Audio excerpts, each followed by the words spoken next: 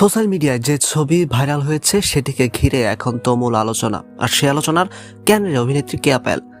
ছবিগুলো ছড়িয়ে পড়ার পর থেকে নেট দুনিয়ায় শুরু হয়েছে নানা প্রশ্ন, বিতর্ক আর কৌতূহল।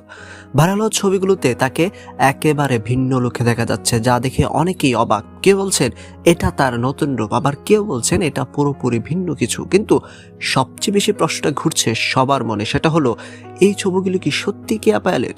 এ নিয়ে পরিস্থিতি আরও চমকপ্রদ হয়ে ওঠে যখন কেয়া পায়েলের একটি মন্তব্য সামনে আসে। তিনি নিজেই প্রশ্ন ছুড়ে দেন, এটা সত্যি কি আমি?